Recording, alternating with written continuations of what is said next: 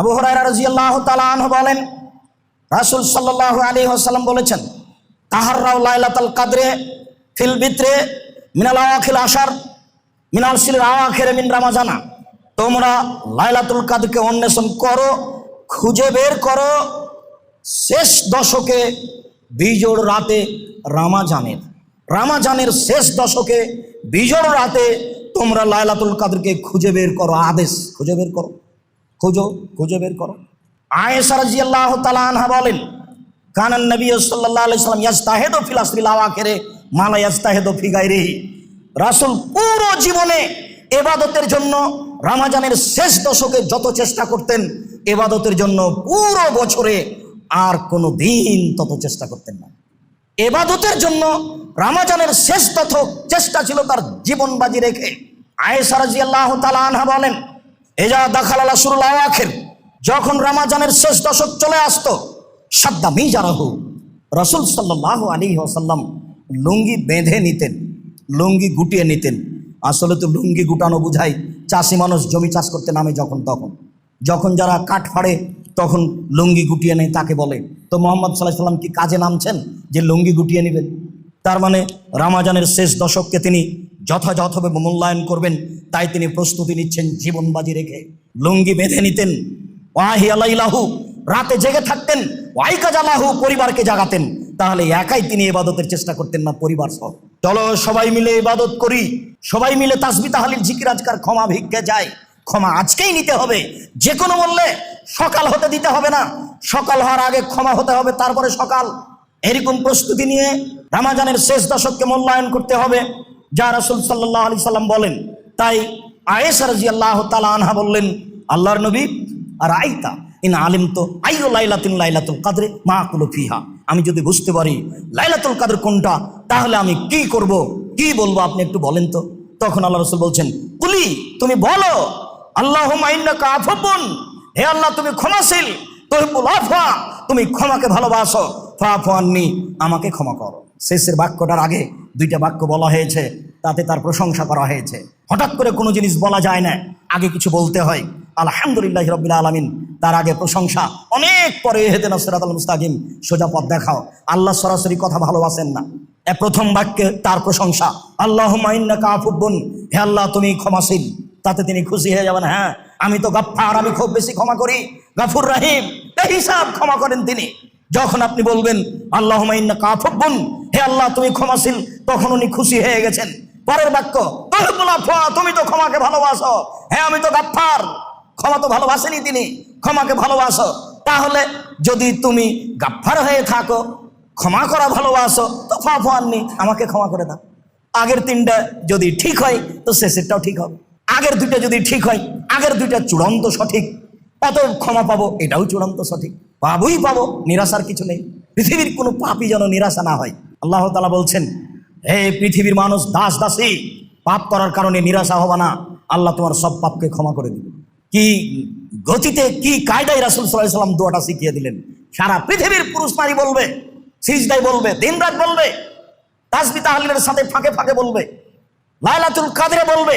যা আয়েশা রাদিয়াল্লাহু তাআলা আনহা বলেন, আব্দুল্লাহ ইবনে আব্বাস রাদিয়াল্লাহু তাআলা আনহু বলেন, রাসূল সাল্লাল্লাহু আলাইহি সাল্লাম বলেছেন, ফি লাইলাতুল কদর, লাইলাতুল কদরের ব্যাপারে, লাইলাতুন সামাহাতুন তালকাতুন লা হারাতুন ওয়ালা বারিদা, লাইলাতুল কদর হচ্ছে অতীব শান্তিপূর্ণ, অতীব মর্যাদাপূর্ণ, অতীব পরিষ্কার স্বচ্ছ।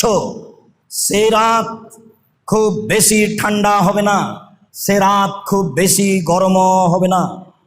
তুসবেহ শামসুহা, সূর্য যখন সকালে দেখা দিবে, সাবিহাতুহা যাইফাতুন হামরা, সূর্য লাল হয়ে দেখা দিবে, তবে শক্তি ক্ষমতা থাকবে না, শক্তিবিহীন লাল হয়ে দেখা দিবে, কিরণে ক্ষমতা থাকবে না, তাপমাত্রা থাকবে না, লাহা, তার যে একটা ক্ষমতা থাকে এইটা থাকবে না, ক্ষমতাবিহীন অবস্থায়, দুর্বল অবস্থায় সূর্য পূর্ব দিকে দেখা দিবে। রাসূল সাল্লাল্লাহু আলাইহি সাল্লাম বলেন।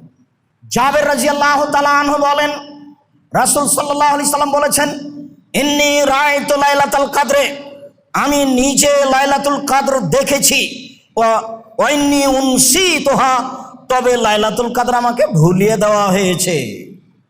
ওয়া ফিল আশরিল আওয়াখির, তা হবে শেষ দশকে। লায়ালিহা, রাতগুলি হবে শেষ দশকের, দিনে নয়, তা হবে রাতে শেষ দশকে।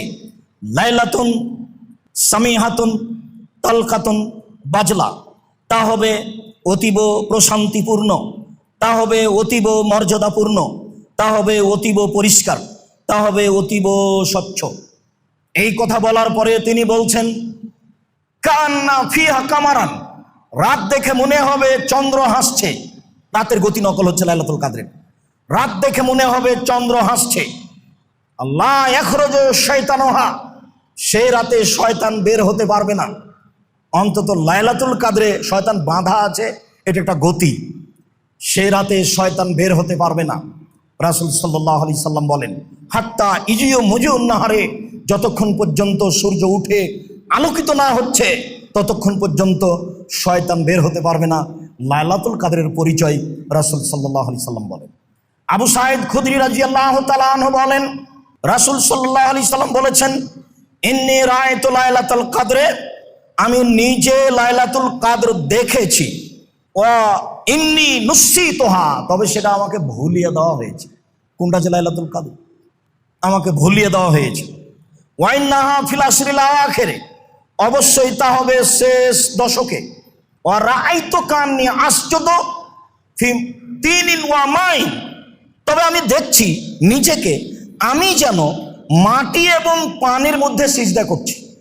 পানি হয়েছে, মাটি কাদা কাদা হয়ে আছে, এরকম পানি ও মাটিতে আমি সিজদা করছি, আমি যেন নিজকে দেখছি। ওয়াকানাল মসজিদ ওয়াকানা সাকফুল মসজিদে, সেই দিন মসজিদের ছাদ ছিল খেজুর গাছের ডালের। সেই দিন মসজিদের ছাদ ছিল খেজুর গাছের ডালের। মানে আসমানিদের দেখতে যদি তোমরা সবে চাও, রহিমুদ্দির ছোট বাড়ি রসুলপুরে যাও, বাড়ি তো নয়, যা পানি হয় তা ভিতরেই পড়ে। তো যা পানি হয় তা খেজুর গাছের পাতা দিয়ে আর কি থামবে, তো মসজিদের ভিতরেই পড়ে। সাহাবী আবু সাঈদ খুদরি রাদিয়াল্লাহু তাআলা আনহু বলেন সেই দিন মসজিদের ছাদ ছিল খেজুর পাতার খেজুর গাছের ডালের। মা নারা ফিস সামায়ে শায়ান, আকাশে কোনো মেঘ দেখলাম না। ফাজাত কাজাতুন, হঠাৎ রাতে এক খণ্ড মেঘ আসলো। ফৌম তিরোনা, বেশ ভালো বৃষ্টি হয়ে গেল। অসাল্লা বিনা রাসূলুল্লাহ সাল্লাল্লাহু আলাইহি সাল্লাম, আল্লাহ রাসূল আমাদেরকে সালাত আদায় করালেন।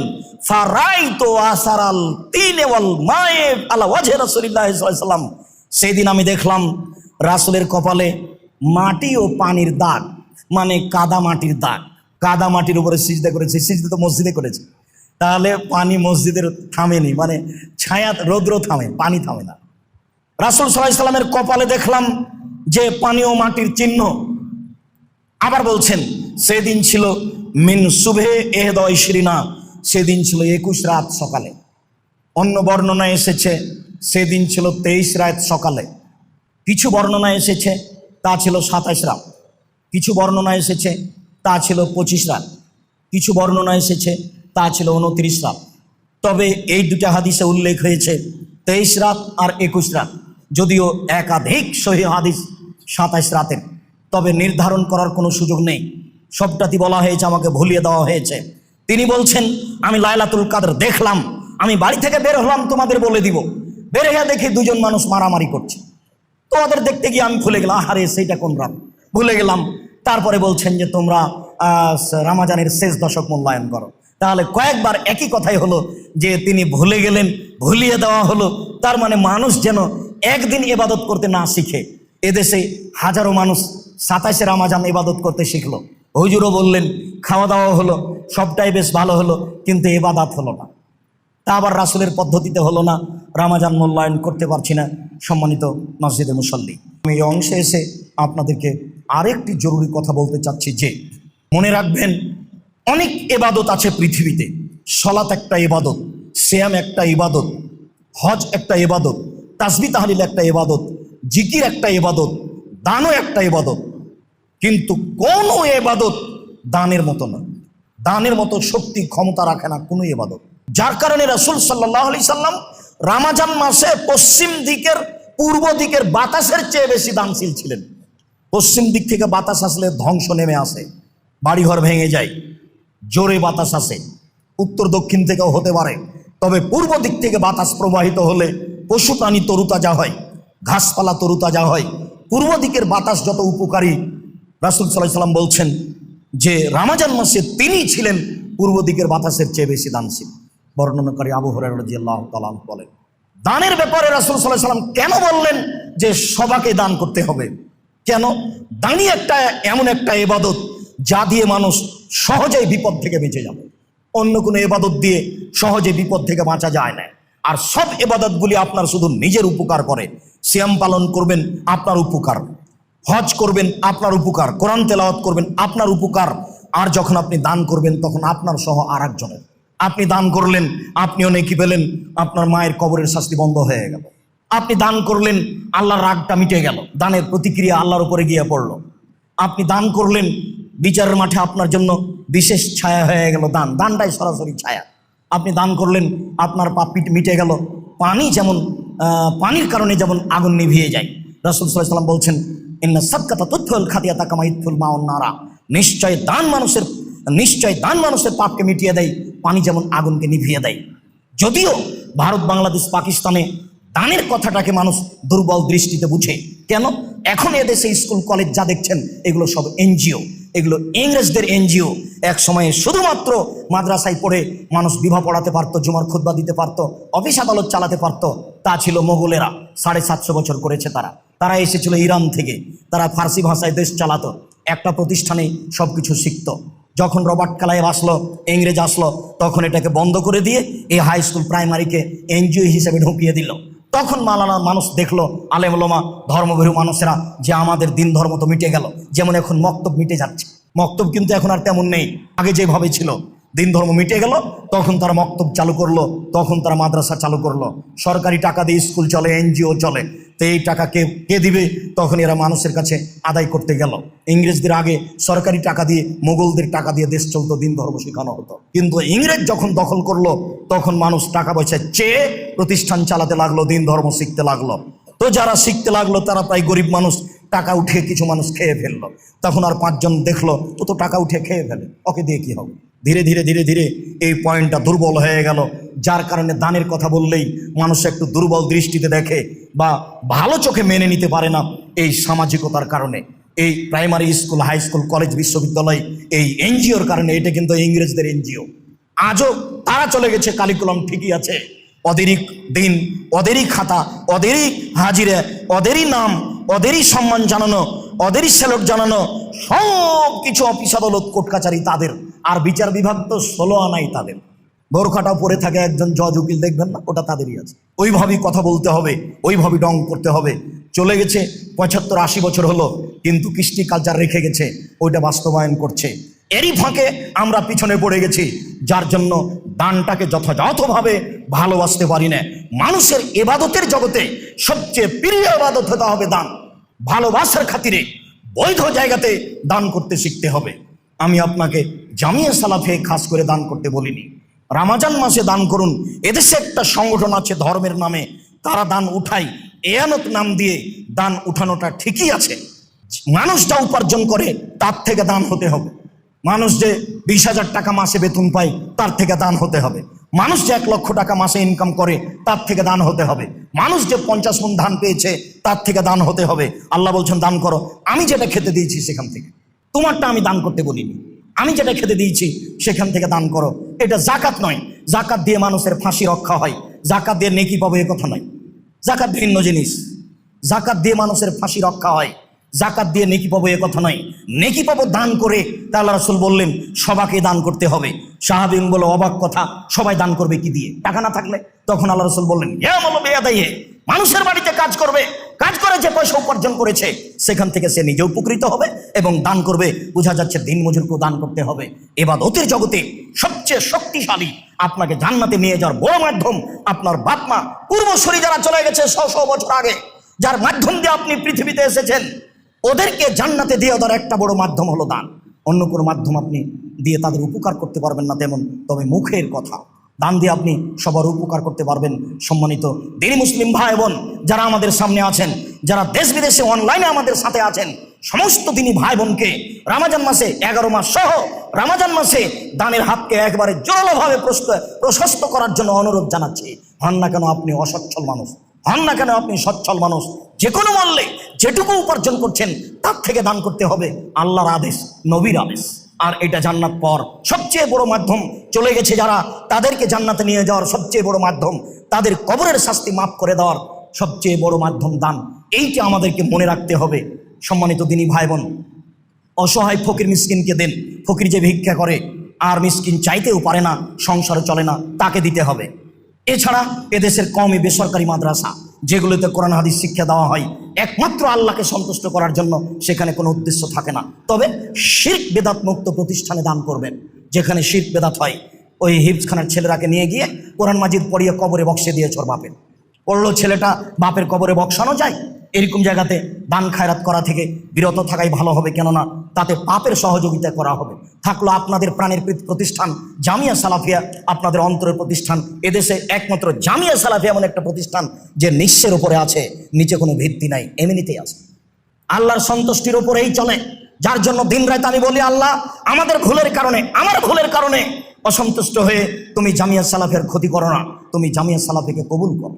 এখানে কোনো দলীয় নীতি চলে না, এখানে কোনো সাংগঠনিক নিয়ম চলে না, এখানে কোনো শিরক চলে না, এখানে কোনো বিদআত চলে না।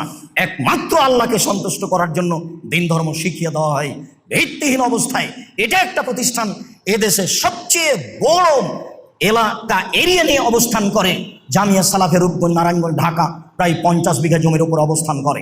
জামিয়া সালাফিয়া ডাঙ্গিপাড়া, পাবা, রাজশাহী প্রায় 25 বিঘা জমির উপর অবস্থান করে। জামিয়া সালাফিয়া তেঘরা, বিরল, দিনাজপুর প্রায় 18 বিঘা জমির উপর অবস্থান করে। সম্মানিত দিনী ভাই বোন, এসব প্রতিষ্ঠানে প্রায় 4000 ছেলে মেয়ে পড়াশোনা করে।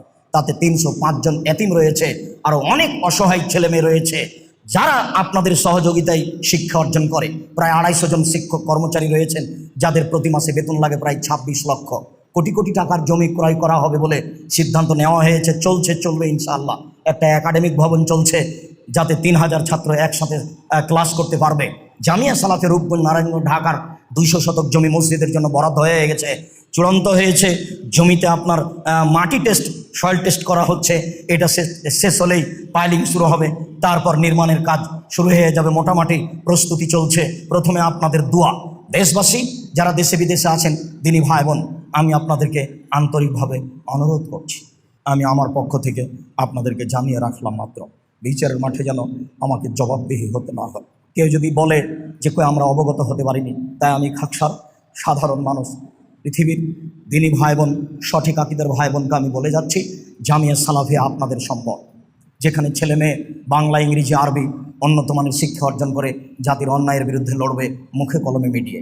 আপনাদের নিজস্ব সম্পদকে টিকিয়ে রাখার জন্য প্রাণপণে জীবন বাজি রেখে চেষ্টা চালিয়ে যাবেন বলে আমার পক্ষ থেকে আন্তরিক অনুরোধ।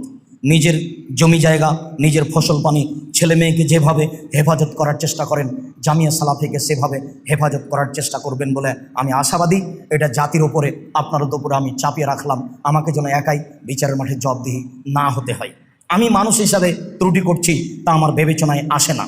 কোনো জায়গাতে ধরা পড়লে আমি তা চেষ্টা করব সংশোধন হওয়া।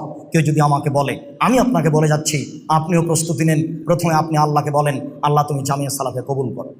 তারপরে আপনি আসেন, আমি জামিয়া সালাফিয়া সহযোগিতা করব, যে কোনো মূল্যে, 10 টাকা দিয়ে, 10,000 টাকা দিয়ে, 10 লক্ষ টাকা দিয়ে। বিশাল বড় পরিধি, অনেক কাজ আছে সেখানে। যে কোনো মূল্যে আপনি সহযোগিতা করার চেষ্টা করেন, আল্লাহ সন্তুষ্ট হবেন ইনশাআল্লাহ। আমার সবসময় অন্তরে বলে, পতিতালয়ের মহিলা যদি কুকুরকে পানি পান করিয়ে জান্নাত পেতে পারে। সাদাকা ফেতরাতের আলোচনাতেই, সাদকা ফেতরার আলোচনাতেই এই বুখারীর হাদিস এসেছে, পতিতালয়ের মহিলা যদি কুকুরকে পানি পান করে জান্নাত পেতে পারে, আমরা জামিয়া সালাফিয়ায় অল্প থেকে অল্প, বেশি থেকে বেশি দান করে জান্নাত পাবো ইনশাআল্লাহ। মর্মে সমস্ত দিনী ভাই বোনকে, দেশ বিদেশের সকল দিনী ভাই বোনকে যারা আমাদের সাথে আছেন, অনলাইনে যারা থাকবেন, আত্মীয় স্বজন সবাই মিলে আন্তরিকভাবে অনুরোধ জানিয়ে বলছি, আসেন আমরা রমজানকে যথাযথভাবে মূল্যায়ন করার চেষ্টা করি।